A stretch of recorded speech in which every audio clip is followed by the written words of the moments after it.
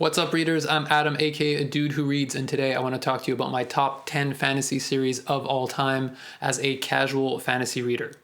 Why a casual fantasy reader, you might ask? Well, as opposed to a hardcore fantasy reader who has probably read tons upon tons of the more obscure fantasy tomes out there, I am someone who likes to read in a lot of different genres, and so when I do pick my fantasy series, I tend to pick from those series that are the most popular so that I am most likely to find something that I enjoy and I don't pick up a 1,000-page book or a 10-book series that doesn't pay off for the first, 4,000 pages or something like that.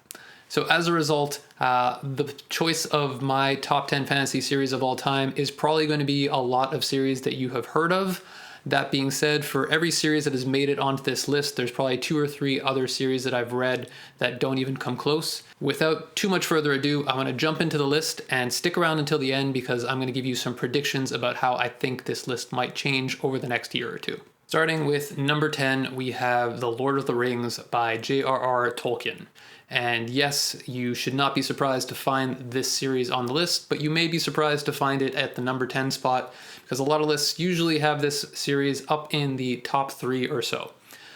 So why have I ranked it so far down my list? Why is it even on the list? Well, for starters, I think you kind of have to look at The Lord of the Rings as being one of the best series of all time, if only as a hat tip to its historical significance. I don't think it would be overstating it to say that we probably wouldn't have a fantasy genre as it exists today if it weren't for Tolkien's Lord of the Rings trilogy.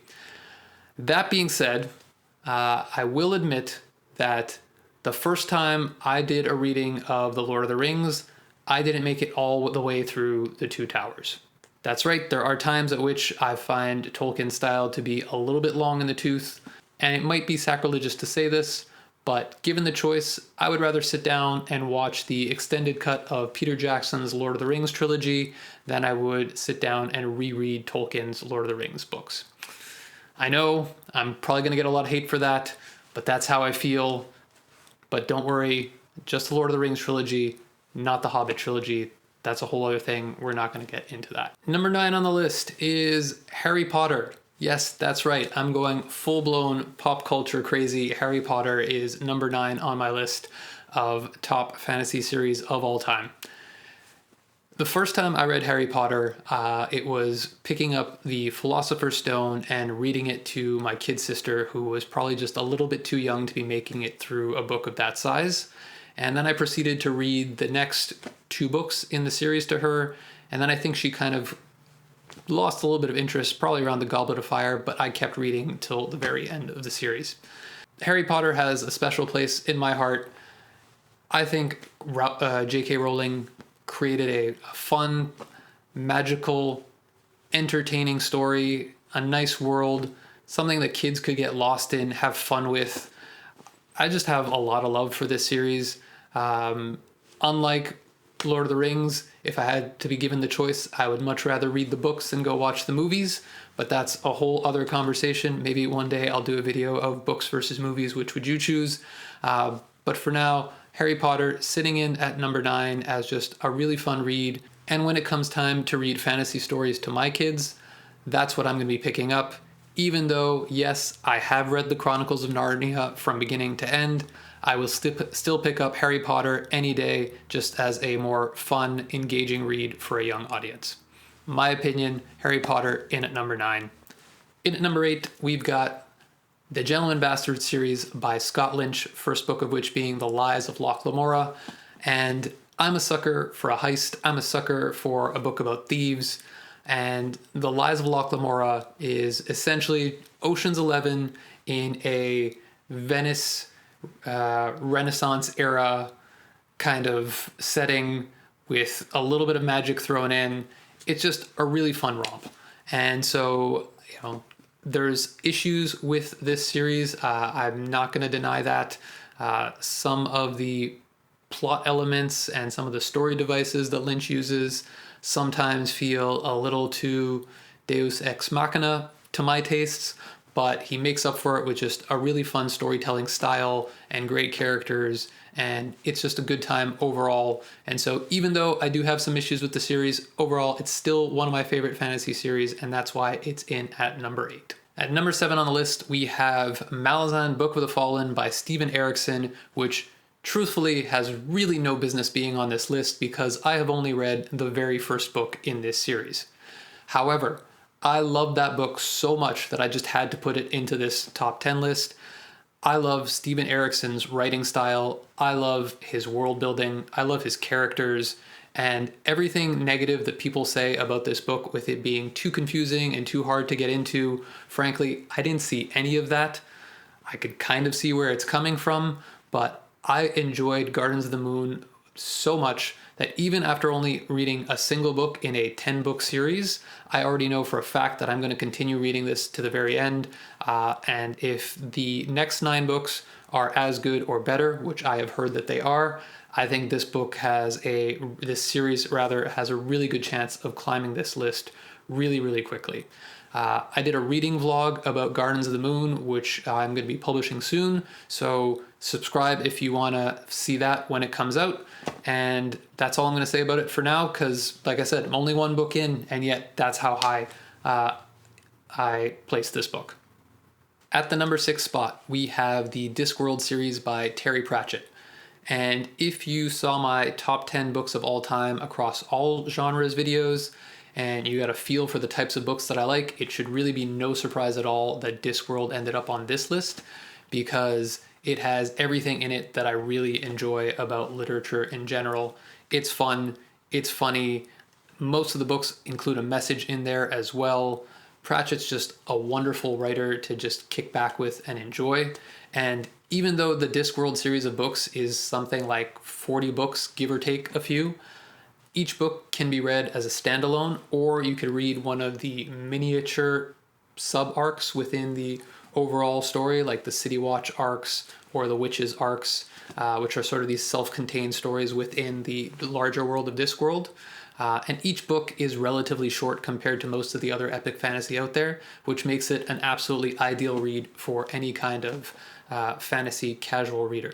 So for me, Discworld by Terry Pratchett, up there at number 6, and a really comfortable number 6. At number 5 on the list, we have Fables by Bill Willingham. And yes, this is a series of comics. And if you're wondering whether or not this has any business being on a top 10 fantasy series lists, well, if series like One Piece or Berserk can make it onto top fantasy series lists, I don't see why Western comics couldn't have a place as well.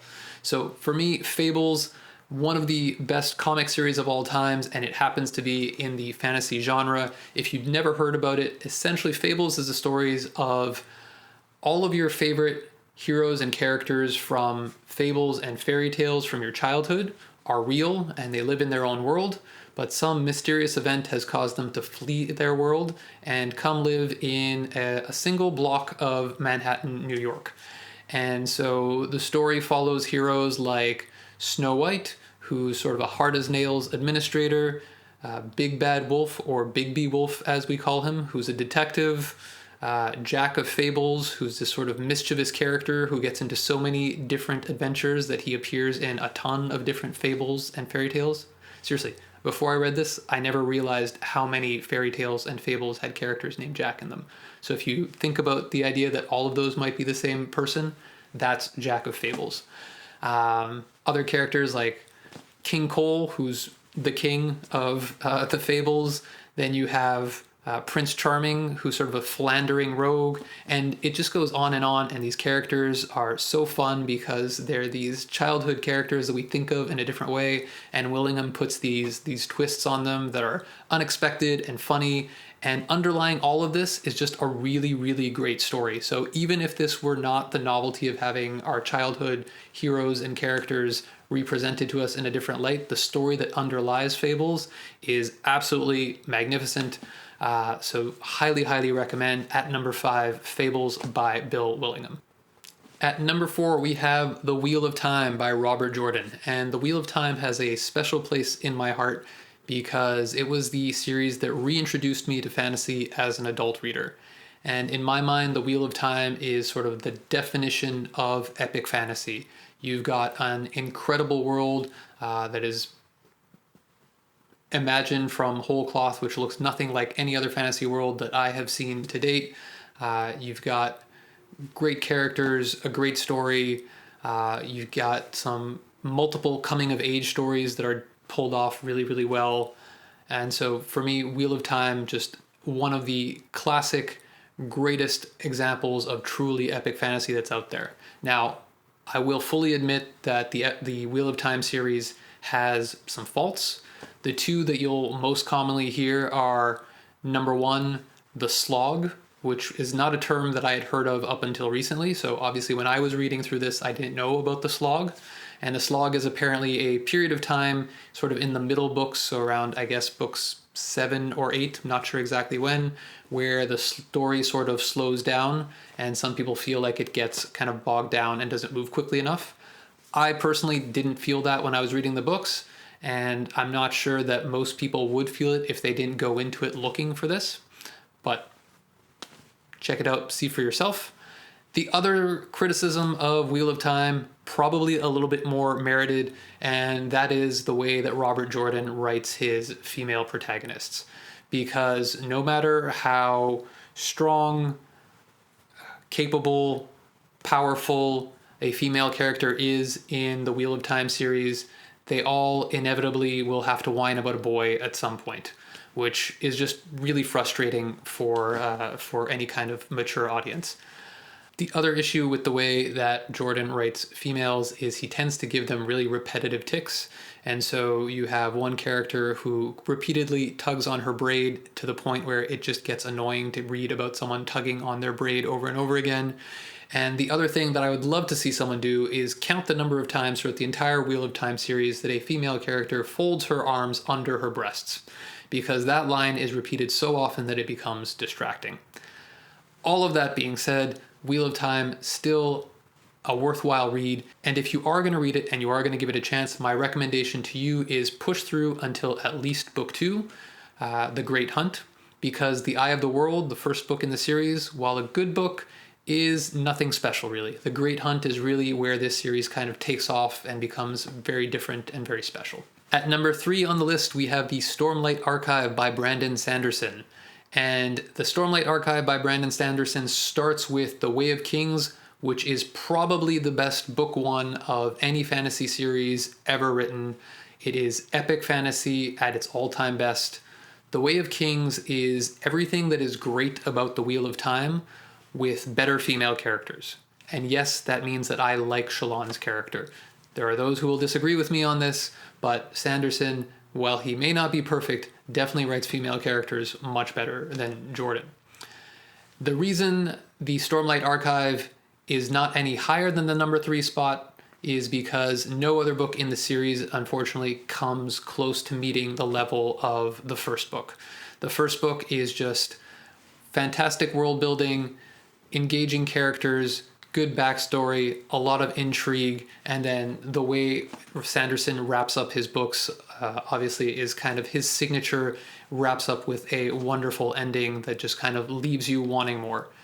Books 2 and 3, I have not yet read book 4. I'm waiting until book 5 is a little bit closer to being published, and then I'll read them closer together.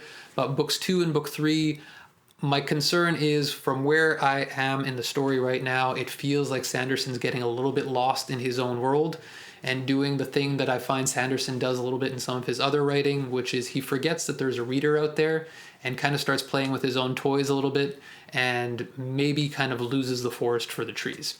That being said, still an excellent series, and despite some of the flaws in the later books, still very much worthy of a number 3 spot on the top 10 fantasy series of all time list. And at number 2 on the list, we have A Song of Ice and Fire by George R.R. Martin. And please, before you turn off this video, just hear me out here, because I know a lot of people are flipping tables right now. I know that there's a really good chance that this series will never get finished. I know there's a really good chance we will probably never even see the next book in the series. And I also know that based on where the story is at right now, it's almost inconceivable that this series could even possibly be finished in 2 books, because there's just too much going on. That being said, I feel like a lot of people have forgotten just how good this series was. And I think part of that is because the TV series did the book series a huge disservice. And again, maybe people will disagree with me on this, but even in the early seasons of the Game of Thrones television series, when it was at its best, it didn't come close to holding a candle to what George R. R. Martin was doing in the books. This series was just sort of the sweeping size of this tale is incredible. The attention to detail in the history of the world and how far back it all goes. I think Martin's work with this is incredible. I personally love his writing style. Some people call it too slow. I think it's just perfect to create the ambiance and the vibe of the story that he's trying to tell.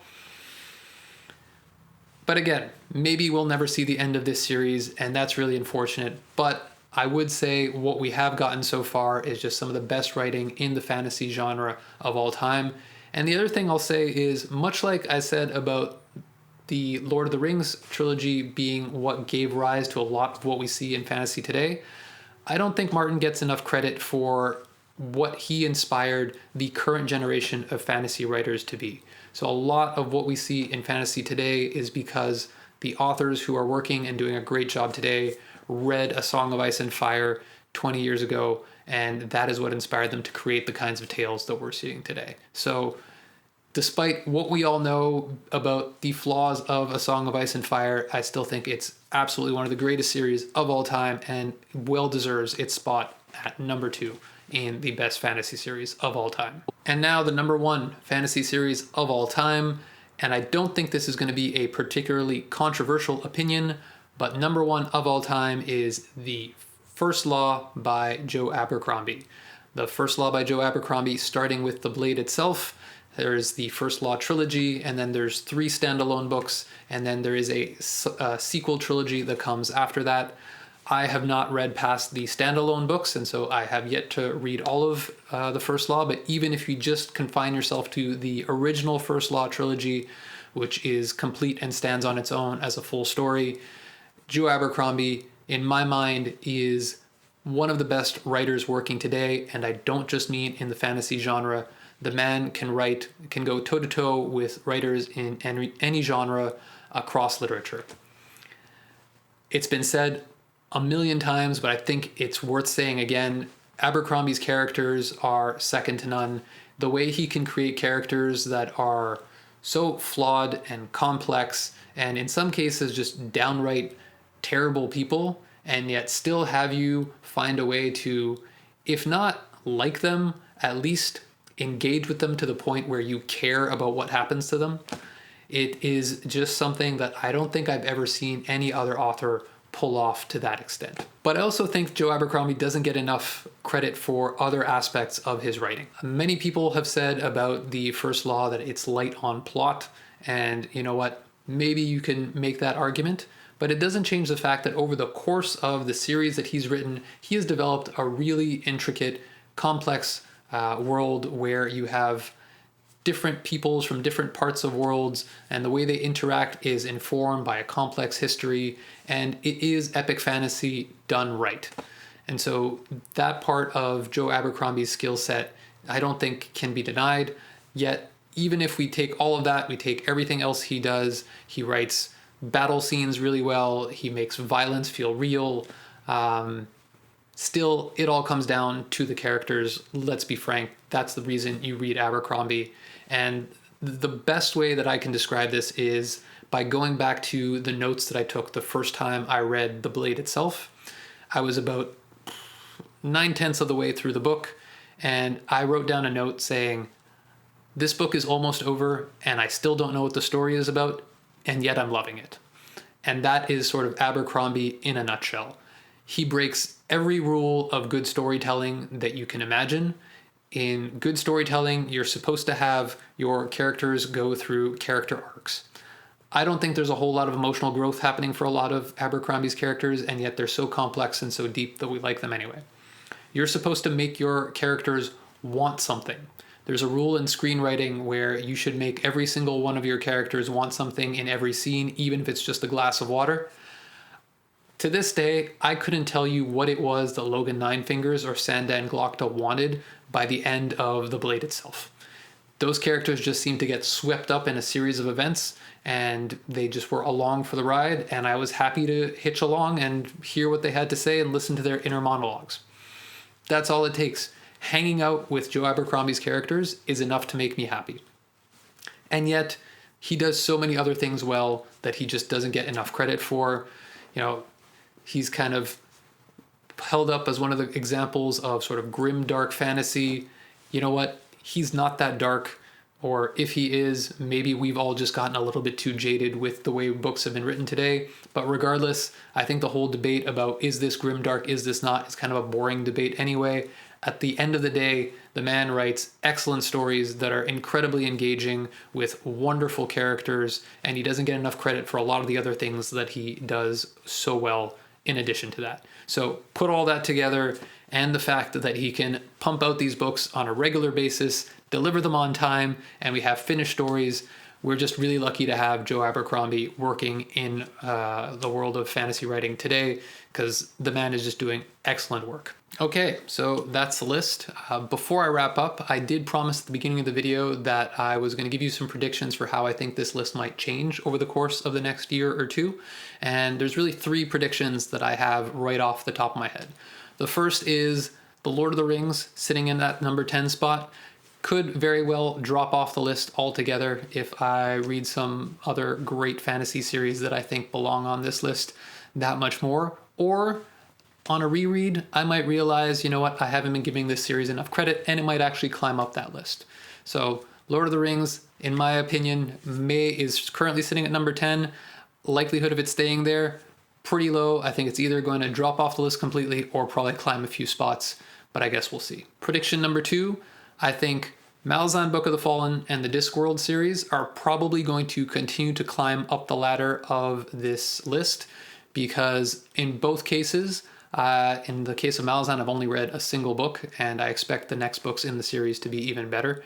And in the case of Discworld, while I've read multiple books in that series, from what I've heard, what many people consider to be their favorite books, I have not yet read. So both of those series, I think, still have the best yet to come for me, and so I can see both of those climbing up the ladder pretty quickly by next year. And my last prediction for this list is there's a few series that I have not read at all, which may have a chance of cracking the top 10 based on what I've heard about them, what I've read about them, and what I know about my own personal tastes. So a few that come to mind: the Greenbone Saga by Fonda Lee, which I've heard really good things about and which I'm eager to read in the next little while.